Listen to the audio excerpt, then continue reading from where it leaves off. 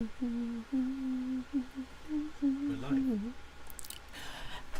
Hi guys, at the top of the hour I'm gonna make a turtle cane. Hope to have you all join me then. Bye.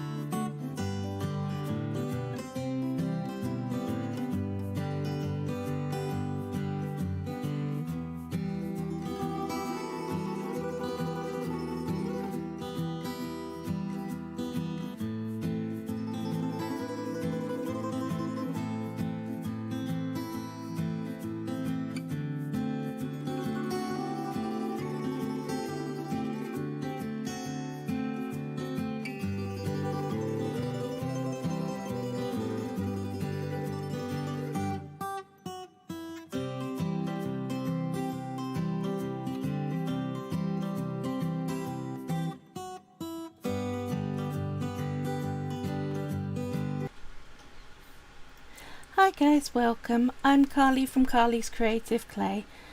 Sorry it's been so long. I don't do well under hot temperatures, and this pollen has been really bad for me. I do wish that plants would keep their love lives to themselves.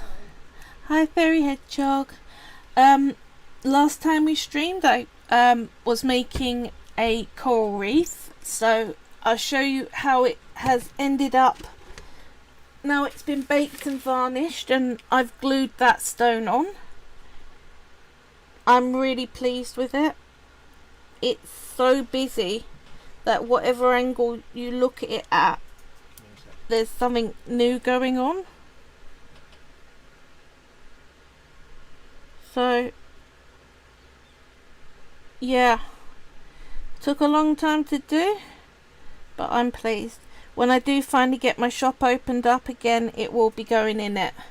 I'm not sure for how much. I'm pretty sure it's going to be at least 100 quid though, because you saw how many weeks it took to make that. Hearty Life says gorgeous.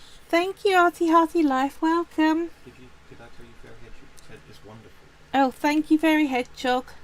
Right, what we're up to this week. Back in my first year of claying, I made this turtle cane. As for those who don't know, a cane is a thing in polymer clay where you can either do a picture or a pattern, and the way you make the picture is kind of like with a stick of rock, where you're aiming to make a thick picture where the whole thing is the same picture all the way down, and then you can shrink it down by squeezing the sides and the whole image will stay but just get smaller. So gonna make a turtle one, and it's a pretty easy cane. I would say though the potential problem we may have is the high temperatures today, and it does pose a problem, especially for caning. When you're reducing, you can find that it's a bit too smudgy, so you end up pushing and distorting too much. I will go through it with you. Hopefully it doesn't happen. But you can use canes for all sorts of things.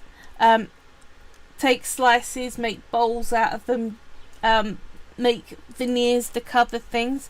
With that turtle cane, this night dress, I replaced the buttons. I don't think I can show you very well, but the buttons on my night dress are that turtle cane. They do make good buttons. You just got to make sure that the little loop you make from it is very strong. So I would put a bit of wire in as you're making it. So I have mixed this lot up. What we've got is in here, I've gone through the pasta machine and rolled out some very thin strips of black. Hopefully in this heat it hasn't all just stuck to the paper. We'll see. If it has, I got a pasta machine. Couple of different greens, couple of different blues. So what I'm starting out with is that shell. So let's get my tray out of the way, get my countertop back like that. I do tend to store on baking trays, but little ceramic tiles are just the best for partly made projects and moving things around. They're just really good. So this is Thymo's True Green. I've rolled it into a stick. Obviously condition all your clay. Even if it's soft, you still want to mix the plasticizers in so that they're even. We're starting out with a stick, same thickness all the way along. Then a medium green. We're rolling that into a rectangle. What I tend to do, instead of cutting off, I get my blade. Once you roll onto a glass tile, when it's round, you can use your blade and push along the sides to start to square it up like that, although push it down properly, so then you're not wasting clay that you want in your cane. and you can still hit your rectangle. So long as it's the same thickness, it's not so important about the edges being too scrappy. And again, I'm probably going to need to cut this down. That always happens. Oh, I hate hot weather. It sticks everything. This is going to be a challenge day today. You're going to see me struggle. I don't know how people clay in very hot temperatures all the time. And I've got a fan on and all my windows open. So let's rectify this. I need to thin out that layer and repair it.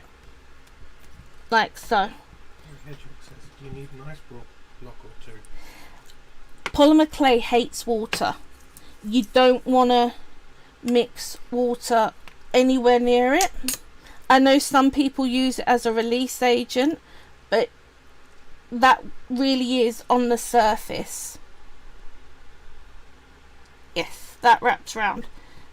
Doesn't matter about cracking and it looking rubbish. As you reduce it, it all tidies up.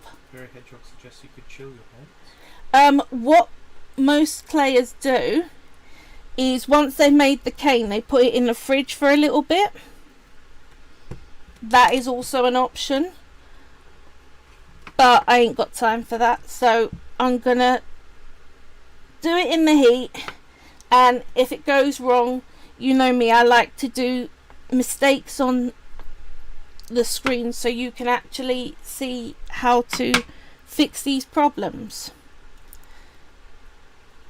Darker green. This time I'm making sure it will wrap all the way around. Like so. Now, got a bit of excess there, which is fine. So I'm going to cut that off. Don't throw away your offcuts. There's always things you can do with them. The only time I ever throw away clay is if something like some plastic's melted into it. So this is what they call a basic bullseye cane. It is the start of a lot of really good complicated canes, but for us this is going to be the start of the shell.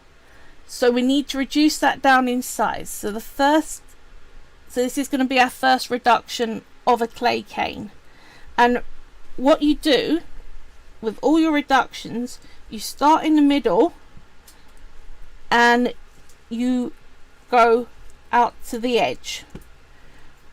What that does is it allows it to shrink with the least warping of the image possible. If you start on the outside, you can smush the clay in, and instead of being able to move evenly, it will then start to mix up and distort in the center. So from the middle, going out. Always. It's a little harder with triangles and squares than it is with rounds, but entirely possible. I generally, like if I was doing a triangle, I would use a pinching motion along and then flip it onto the next side and pinch like that. Same with squares, or you can use a rolling pin and roll the flat surface. Right, that's where I want it. Chopping off my ends. So, as you see, same bullseye cane, just smaller in size. So, I am going to cut this down into probably, let's see how many I can get out of this, like that. And the good thing about a turtle shell is if they're not the same uniform thickness, that's fine, but you want them all the same height. The problem you'll have with a cane is if it's the ends of it are all different heights, that will cause you to need to trim it down again. So that did it. What have I got? 1, 2, 3, 4, 5, 6, 7, 8. 8 of them. Great. And we're going to bring this around in a circle. Like so. Like that. And I'll put this one on the end. Like that. So, roughly a circle shape. I'm going to start to encourage these into more of a circular shape by using my hands. It does slightly distort, but that's fine. The circle areas on the back of a turtle shell are not perfectly round, and this is the easiest way to get the shape you want. So I'll call that pretty good. Like so. Now, let's see what our black looks like. Has it melted since I have conditioned it? You're not looking good. Let's go down a layer. Oh, this looks alright. Just that one top layer has dried out. If your clay dries out, just bring it back into a ball again and smudge it. If it dries out too much, you can always add liquid polymer clay. So, got to watch that. I've got some on the underside there. Sorry. What I want to do is roll this in a bit of that black edging. Come on, hopefully the raw clay will pick it up. Pick it up. There we go. Yeah, that's what I want. Now, what the thin black clay does, it acts like a pencil line in a drawing. So you're drawing the outline on whatever you're making. Why do you need to be so crumbly? I'm going to use my blade to help free it off. You wouldn't believe I literally conditioned this yesterday or the day before. This is problems you get with hot weather. So I'm just dragging my blade underneath that black to free it up, because what's happened in the heat, the plasticizers have leached out. That'll do. A bit more. Oh, you're going to make it hard for me. Come on. There we are. Right.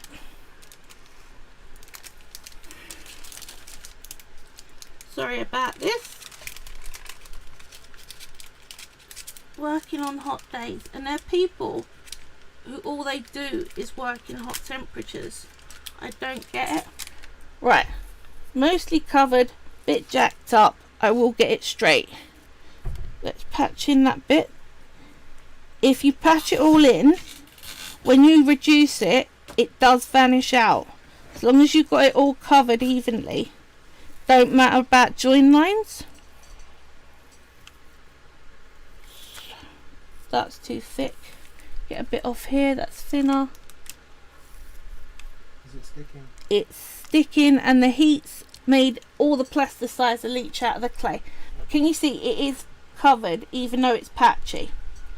That's fine. We'll be able to work with that.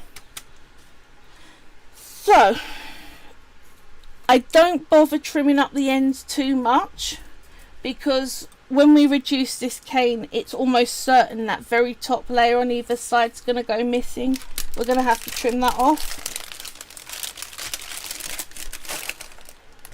I was saying, I don't know how people in very hot countries have claying as a hobby, because it leaches everything. Tissue. Right, let's work on the head and legs. We've got a body going there now. So this is the colour I'm going to use for my flipper's head and legs. Make sure you've got any little bits of black off of your blade and off of your counter. because you do not want that messing things up.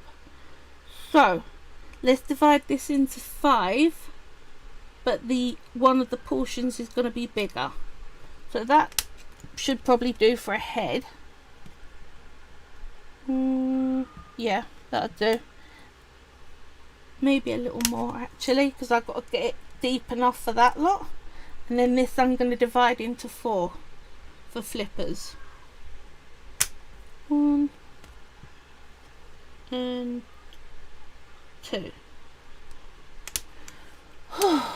It's incredibly hot in the UK at the moment, as anyone that's here would definitely know.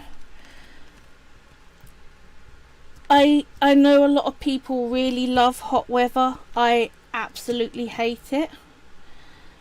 Right, we're going to form these into a flipper shape. Now what you want is the outside to look like a flipper, and for that shape to continue all the way through on your design. Does that make sense? So you're 3Ding a flat drawing. And luckily, the reason why on these I cut the circles in half, so you've got semicircles, is that is more of a flipper shape already. So you haven't got to modify it too much. All you've got to do is get one side and pinch, so it's more of a teardrop, like so. See? And I'm going to do that on all 4 of them.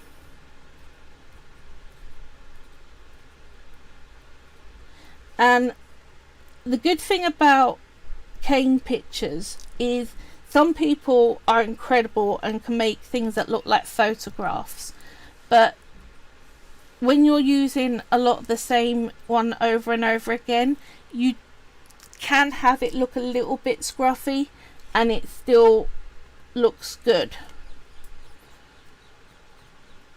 There we go, like that, and like this. Turtles do have a towel, but I don't know how visible it is on all species, so it's up to you if you put a little towel stub on there.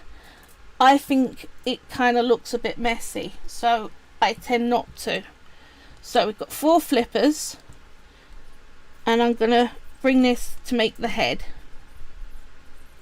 So first I'm going to form it into a ball, because that's the easiest shape to get started with working. Now, there are a couple of ways we can do this, because we need to put the eyes in. What I think I might do actually, divide this down, because it's hot and I'm tired. You can poke holes and then feed a stick of black into the center of the head shape, but in this heat it's all so sticky, I doubt that's going to work. So let's put this to one side and make the head in 2. So this bit is going to be the base of the head, so let's first of all get the right height, like this, and all I'm doing is drawing it up by pinching and pulling into a rough triangle-ish type shape, like so. It's kind of triangle, but the end's very rounded. See? And that's going to be the base of the neck, and then we'll be able to put 2 eyes in there, and then put the rest of the green on the outside. Does that make sense? So that's a good start off. Let's get the height up just a bit more. There we are. Now, to keep the eyes round all the way through, I'm gonna need a little tool. Let's see which one would work best. That'll do. Anything that's a metal stick or a plastic stick. Tiny Pandora does something called cane benders, which are perspex sticks in squares and circles of all different sizes that you can use to dig in, like I'm about to with this, to create spaces in your clay for other coloured clay embellishments. So you use a square one to make windows in a house, that sort of thing. What I'm going to do is I'm going to push it in where I want the eyes, all the way along. Make a nice dent, make sure they're level, so using a counter will help with that. See, like that. Then when we get some black, let's help myself out here and use some of that scrap black that's stuck. You know, that's going to take far too long to take off. Put that over there. Just use some. Where's my black? There, got some. Knew I had it hidden somewhere. We're going to make 2 little sticks to go in that space for the eyes. Now on these, you've got to make sure that they are the same thickness all the way up. Then we just trim it down and stick it in place. Like that. The easiest way, if you don't want to measure it, and everyone who knows me know I never want to measure it, is you put it so that the ends in place like that, then lay it down with the green on top, blade against the green, and trim like that. See? Second one in, like so, and we're going to trim that off as well. Get my black out the way. Then we're going to make the top half of the head to go in over that. So, how is there cat hairs on here? For a room that we don't let a cat in, it's amazing how many cat hairs get around here. Right, same height as what you were working on. And we're going to point it a little bit on one side, like so. Again, putting the dents back in it. So 1 and 2.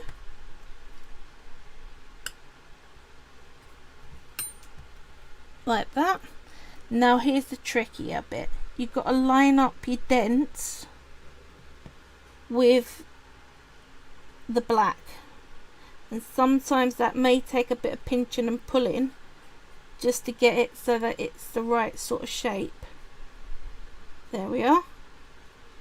Like that. There. Can you see? All the way along it lines up.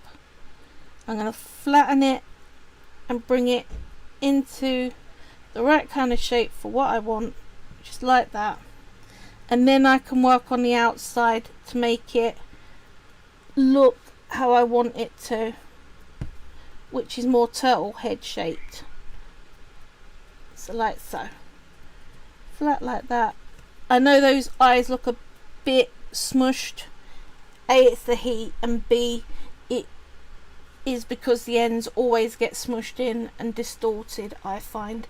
You can get something called cane caps, which are perspex squares that you can put on the end of your canes on the top and bottom to try and limit the distortion.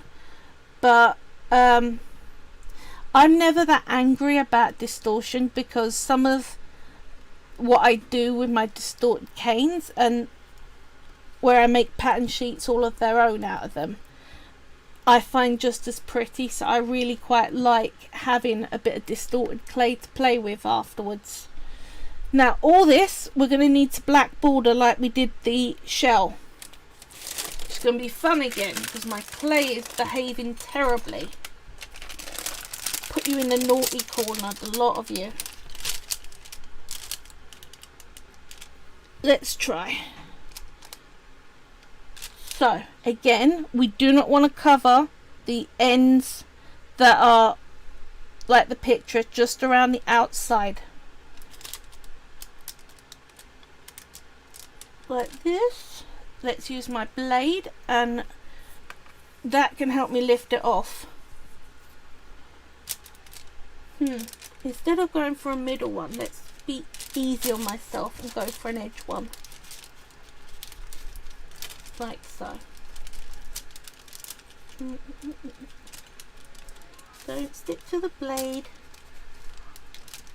Right, note to self, condition clay just before streaming on hot days.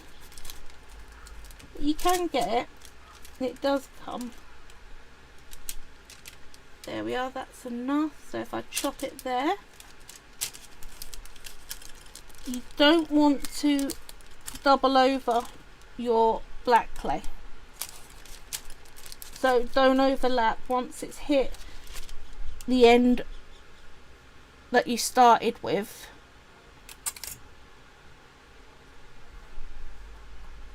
you want to make sure that you don't carry on wrapping it round twice.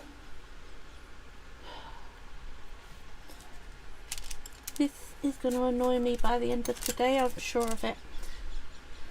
Right, patch that in. There we go. And trim that down. Oh, it's sticky. Oh, it's so sticky today. Should have really just done a sculpt. It would have been easier on myself. But I'm not sure a sculpt would have gone any better than this, to be honest.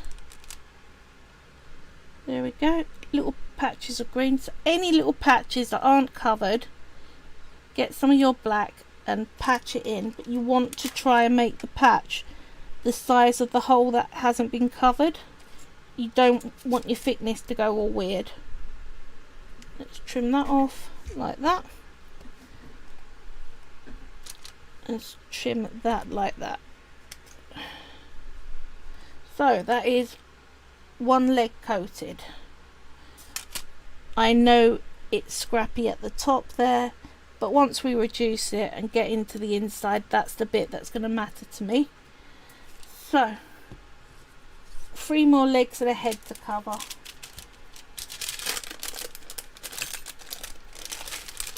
Without cutting or anything, I will be brilliant at it. Okay. Let's lift this up like this.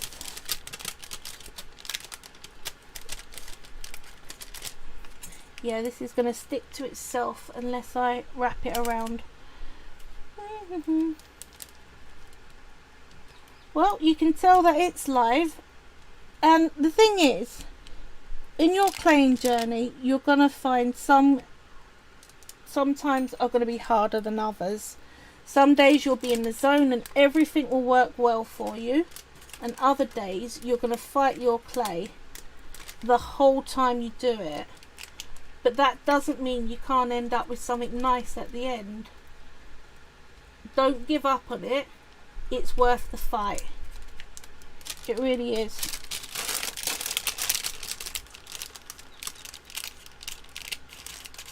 Here we go.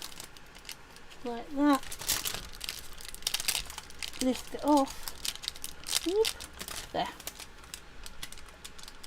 Oh. Right.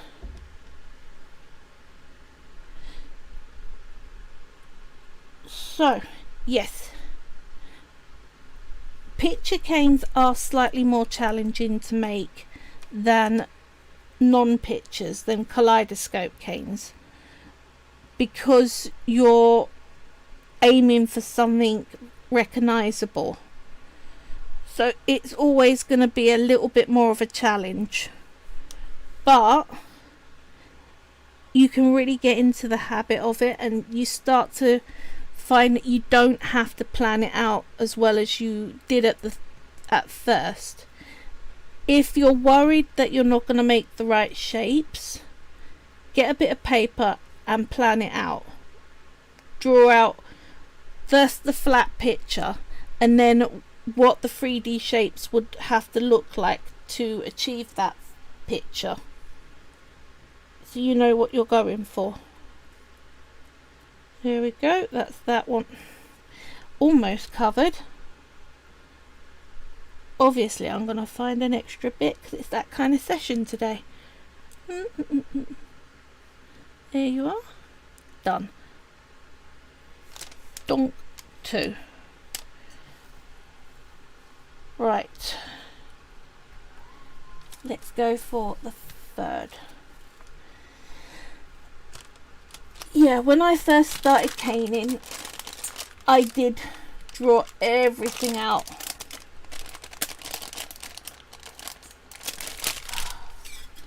But I can really, nowadays, I can picture it in my mind really what shapes I'm going to need.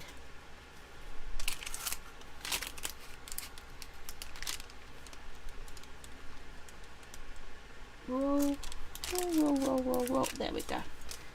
Got it. Huh, that one weren't so bad. There we are. Right. Yeah. I do love doing canes. The bit that's the most enjoyable, I find, is at the very end when you reduce your final cane, and it goes from big and kind of scruffy looking to thin and sleek, and all the joints all vanish out. It's quite miraculous, really. And it all started, I think, with candy making. In England we call them rock sweets, and every beach resort sells their own one. It's usually in peppermint, which always depressed me because I don't like mint. I don't even brush my teeth with mint flavoured toothpaste. It's vile stuff. But they do nowadays come in all sorts of flavours, which I am very much happy about. But they will have the name of the area written all the way through, and you can do writing like that in polymer clay with it. Oh, don't stick to the blade because you tear. There we are. You can write text through a cane, you can do pictures, you can do patterns. I know a lot of clayers who actually have a clay business make a cane with their maker's mark, so then they just put a cane slice on everything that they make without having to try and do a stamp, and that can be really useful. I'm actually considering doing that with mine. If you all don't know, my maker's mark is a triangle with a C in each corner for Carly's Creative Clay. I haven't registered it anywhere, but everything I make I tend to put that on. I also try nowadays to put the year of making. My first 3 or 4 years I didn't do that, so but it's not like my stuff's gonna last as antiques. I hope it does, but statistics say very little lasts that long. So yeah. But yeah, a cane is a really good way of being able to get a maker's mark, because you can shrink it to whatever size you need, which is a definite bonus. Right, last bit, covering around the outside of this turtle head.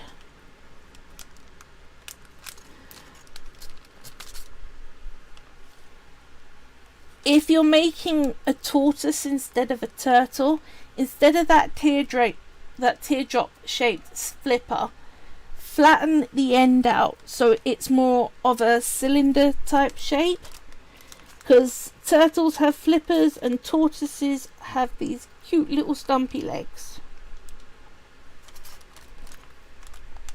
I know for lots of little kids everything's a turtle. It's that tortoises isn't something they do. Actually, I know quite a few adults that struggle with the definition of turtle versus tortoise, but they're very different animals really, and you actually look at it. Come on, come off. Make sure the end of your blade isn't going into your finished work like that. Blade awareness is very important, and even people very experienced can get it wrong sometimes. But luckily, so far I've not had anything more than a very, very shallow minor cut once. I can never remember either differences. Right, turtles, they're in the water. They have flippers. Tortoises are on land. They've got those little stumpy cylinder legs. More like elephant feet. It's kind of like the legs and feet you get on an elephant. Yeah.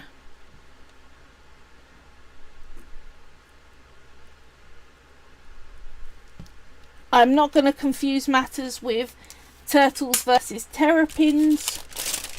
I think terrapins count as a form of turtle, don't they? Yeah. I'll sort the mess that is this lot of blackout at some point off the camera. But let's get it out of the way.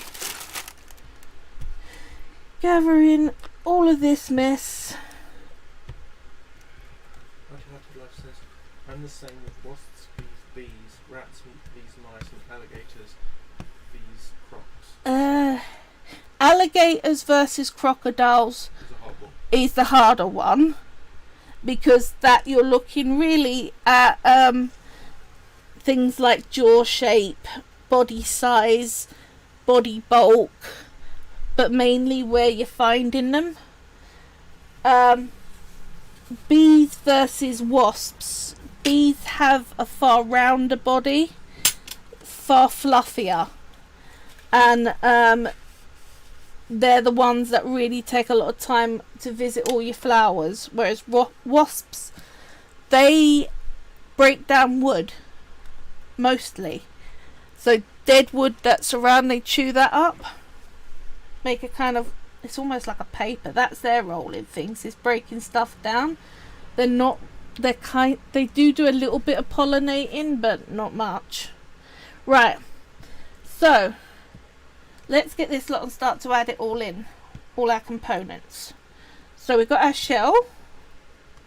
Gonna push the head into place in the center like that. Then start to position flippers. I like to put the rounder bits facing away from the head and the flat side towards the head. That's more anatomically right for a turtle. I find this all fascinating, but it won't stay in my head. That's alright. I'm always about.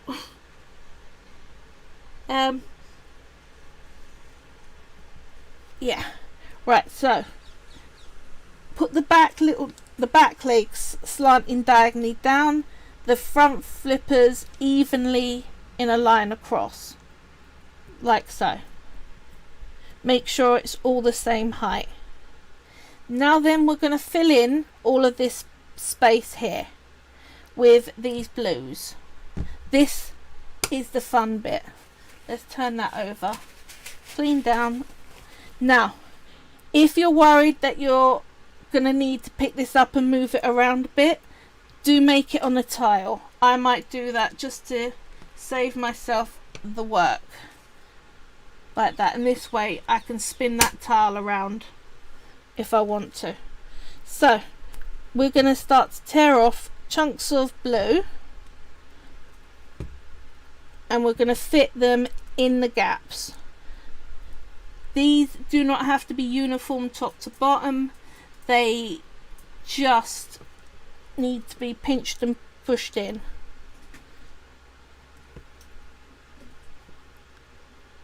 And it will give you quite a random blue, and also you will find that different slices have blues in different places because they're different thicknesses all the way through. So however you slice along that is going to be reflective of how you put your blue in.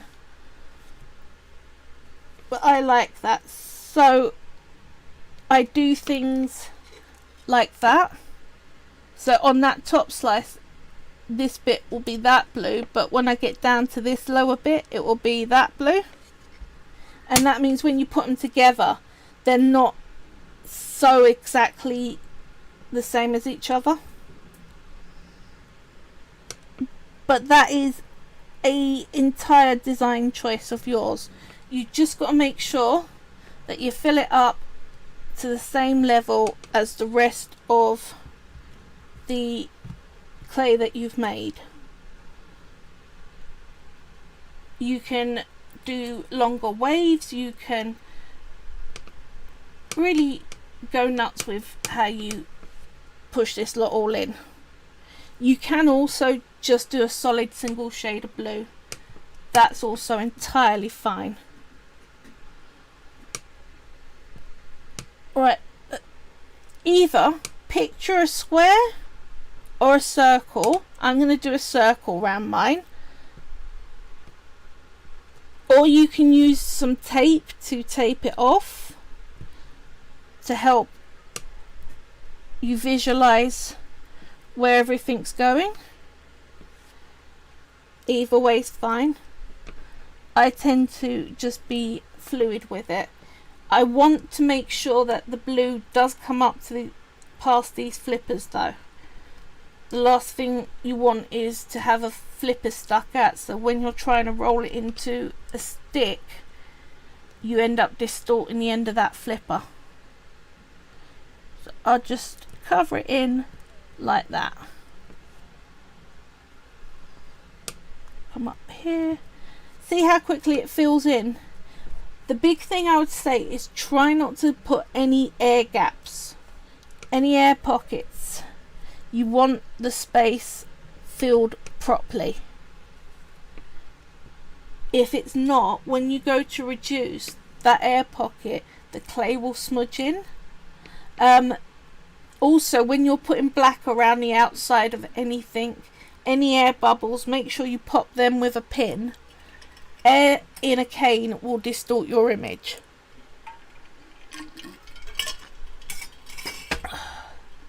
I got some cooling pads for the guinea pigs. It's so cute. They're like big pink circles. The pigs lay around them in little patterns of guinea pig. It's like a little guinea pig mandala. Very cute. Very, very, very cute. But doesn't last as long as they want, because it obviously it's ice. It will defrost after about an hour, but it's better than nothing in this sort of temperatures. I think when you've got a tiny body like that, you really must need to cool down, so it's helpful. But these ones are actually ones they're not chewing through, so that's a bonus. There are a lot of cool pads online where when you start googling people's purchase experiences, it doesn't take long for the guinea pig to chew its way through, and they end up with blue chemical liquid coating their guinea pig. I need to see a pic of the guinea pig mandala.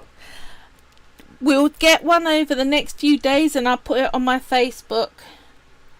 Yeah? Promise. Now you've asked for that. I should have really done it.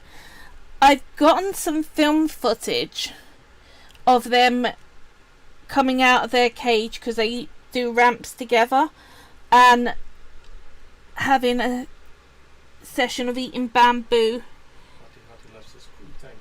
No worries.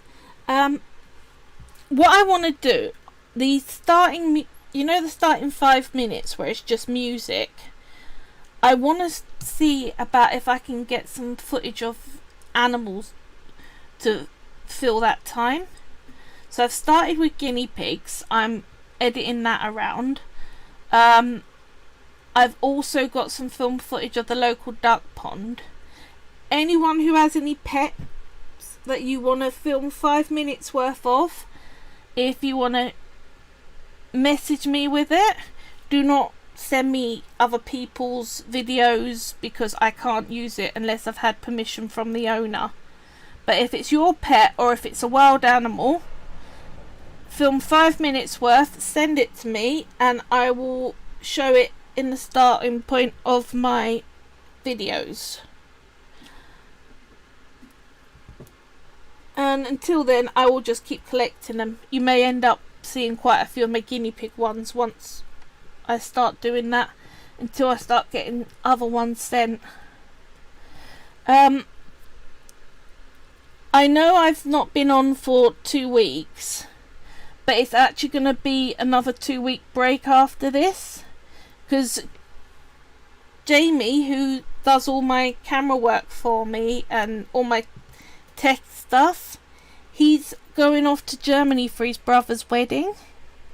It's awesome. He's gonna be an uncle, and they're getting married, and it's gonna be really nice. I am not well enough to go, so my friend Evie has come to stay to help me look after things here. But yeah, I'm not gonna have the technical support, and I really can't do the technical stuff as well as claying at the same time, so I can't do both. So we're gonna have to be off until he gets back, but at least it's for a good reason rather than me being ill for once. Many happy years of marriage, hopefully, for my brother-in-law. They are lovely people. I couldn't be more pleased. It's not that kind of I'm not going to your wedding, honestly. I would if I could. See how quickly it's all filling up, and we're getting there with the shape, making sure that it's not smudging up too much. We're getting that nice hockey puck look. I'm just filling it all in.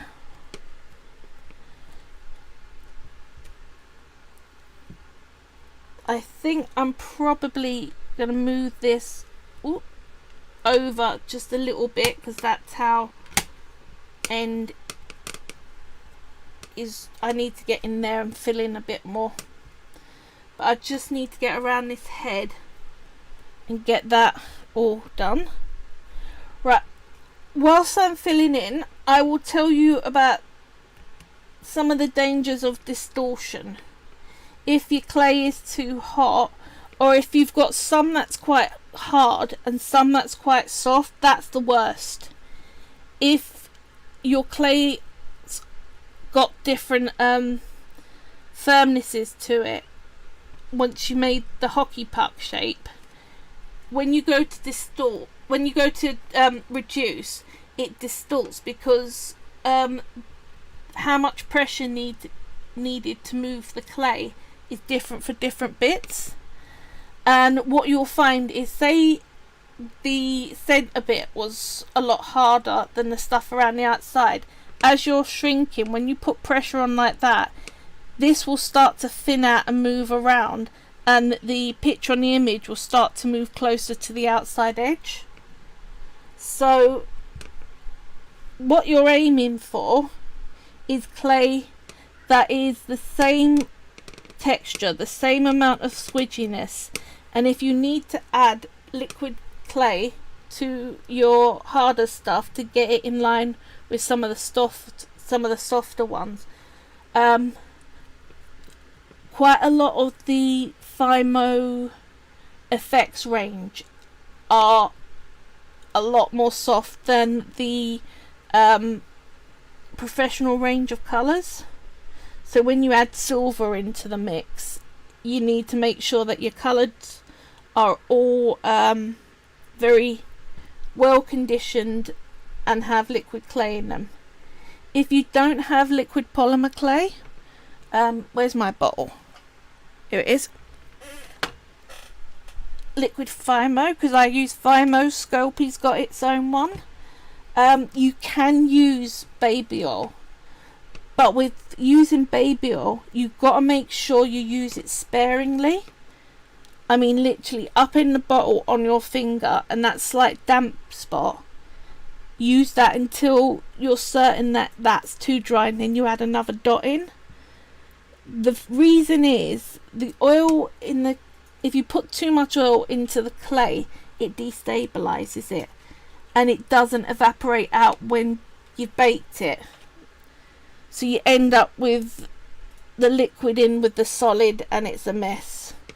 So you want, I find liquid polymer clay is safer. You really can just sort of go to town, squirt a load on. If you end up with your clay too soft, too sticky, the oil, you can't work with it. Get a bit of plain paper. Don't get lined paper or newspaper, because the ink transfers onto polymer clay surprisingly well. The stickiness of the clay will hold on to it and pull it out of the paper, and you then end up with that colour in your clay. So plain white paper, but if you need the clay onto the paper, it will leach out some of that oil. And you know how I said leaving those strips on that paper made it leach? I'll show you what I mean. Look at the back of this. You can see that oil. Yeah?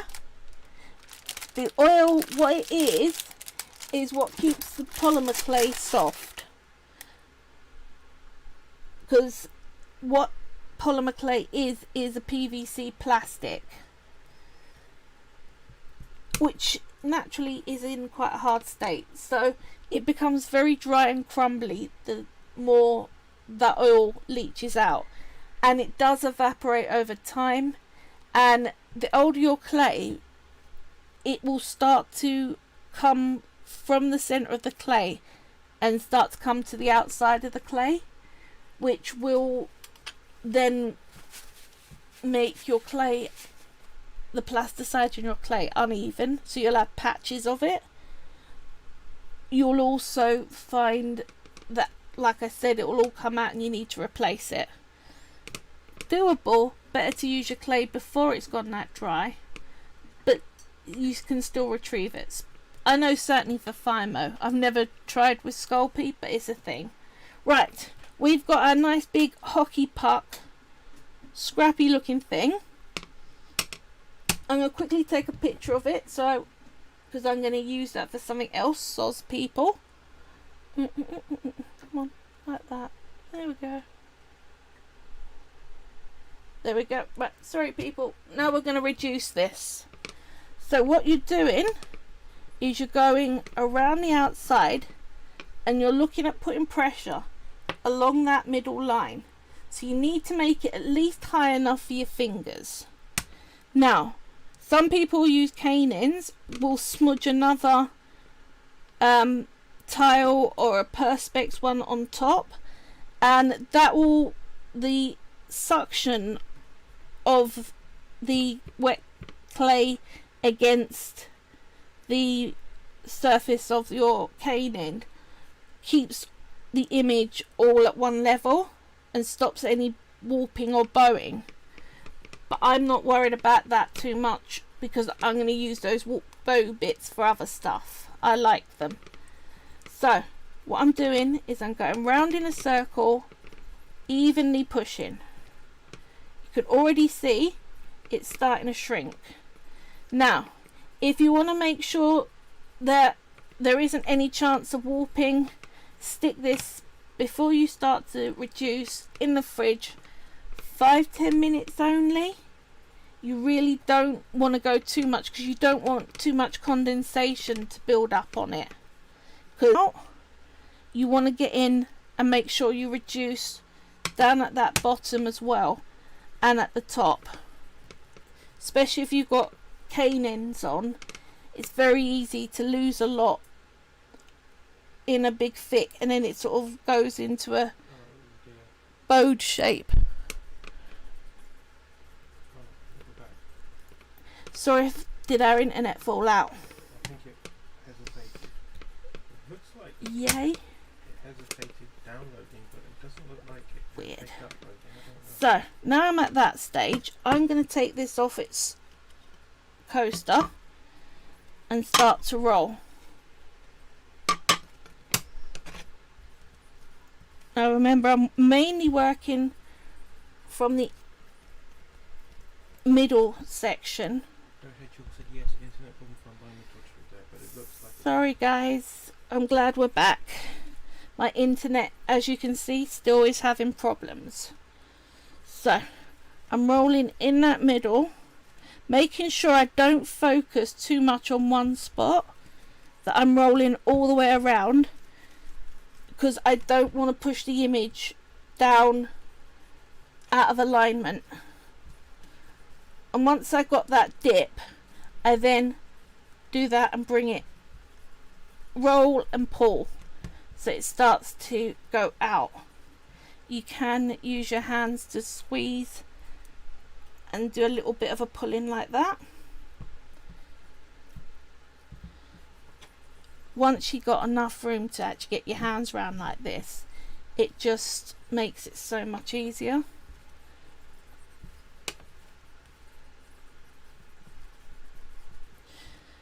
And it starts to come up into its stick so much quicker once you've actually got some height on it.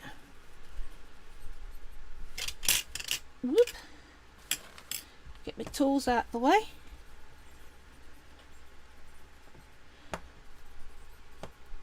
Here we go. it really does look like a stick of rock. This is exactly how they do sticks of rock.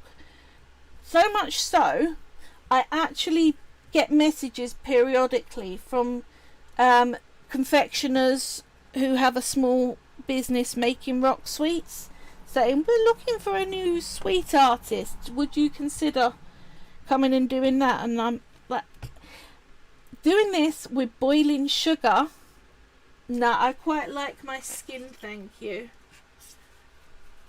It's yeah, it's not my bag. Let's see what we have.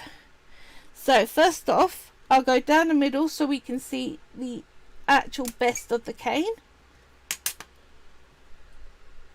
Ooh. What do you think? I'm so pleased with him. Now, I'll show you what I mean about distortion. If I chop up here, that's what we got. Fair Hedgehog says it's wonderful. Do you see what I mean? How distorted the green's gone a bit wonky. And if we went even further up here, even worse distortion. Says, oh, he's adorable. He is so adorable. What I'm going to do with this is I'm going to turn it into a large pattern sheet. And I'm going to make some keep flies out covers from my drinks flasks. And let me cut one off and show you this, what it will look like if we keep going. Yeah?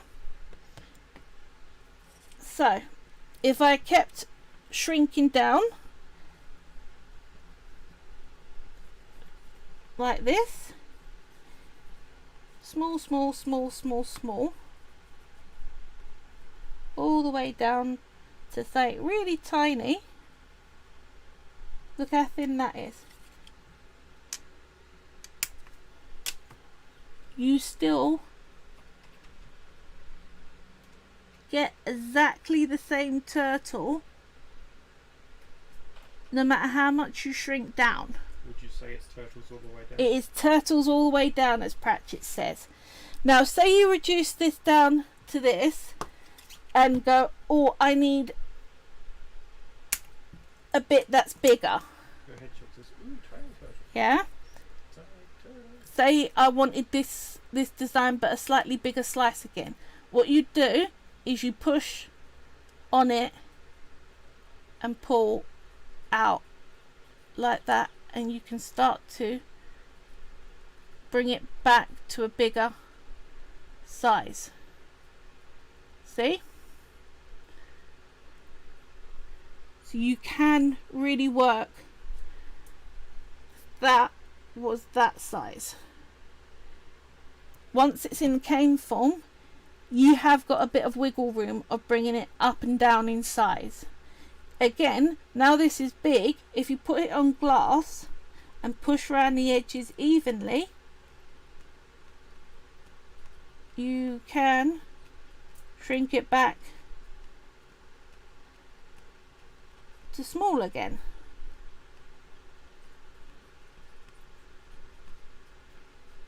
Whoop, let's take it off. Pinchy, pinchy, pinchy. Like that. And we're back small again. So don't worry, you've got a lot of scope for what to do with your cane. If you wanted to turn your cane into a button, what I tend to do is go for a slice like that. I start to round over the corners by pushing on them like so, to give it a nice buttonish looking shape, like that. And then what I do is I get some florist wire, put it in a loop. So let's get a bit of scrap and I'll show you. Whoop. I keep scrap florist wire because sometimes you don't need a big bit, you just need a tiny bit. Right, that'll do. Little bit of florist wire, wrap it around something metal so that you form a loop with it, like so. You can use pliers and get that to sit nicely. I think I might actually do that because I think if I embed this like this, it's gonna come out right. So flatten up those ends so that it's round. There we go, that's better. Right, loop. Push that in like that. Then I'd get a small scrap of the distorted stuff at the end, but I'm just going to take a bit of this, roll it, pinch it flat, then wrap it around that wire. Now I am doing this so quickly and roughly, but it gives you an idea of how I make buttons out of my canes, kind of like that. And then I would come in with a ball tool and start to smooth it out. So you've got the loop, but it's helped secure with some wire so that that doesn't break in the washing machine. It won't break really from being on and being pulled around like that. What its risk is breaking in the washing machine. So just wrap your wire with a bit of polymer clay that's the right colour, smooth in your joints, and you've got a button. Although I would spend probably about 15 minutes on that rather than this jacked up one. But it gives you the process anyway. I hope you like the turtle cane. Do show me if you make one. Do like, follow, share, subscribe, all the stuff that really helps build this channel. I hope you all have a really good 2 weeks, and hopefully by the time I next see you it will be a lot less hot so I can actually work properly on what I'm doing. And yeah, you have a good 2 weeks. Next time round, I am planning to show you how to make a flamingo. I'm actually tackling a bird. Hearty Life says, what do you think of button blanks? Fair Hedgehog says, bye for all. Bye. Bye. Oh, no. Button blanks. You can get the little cap that you then push so it's like a metal plate with the loop to sew through, and then you encase that in clay. They're useful. I just don't have any. If you don't have any, you can totally use it. You can still use what you got. If it can go through an oven at the same temperature as your polymer clay, then by all means go ahead and use them. But yeah, I do like a metal button blank that I wrap the clay around if I have any. Okay, right, have a good fortnight. I'll see you. Bye.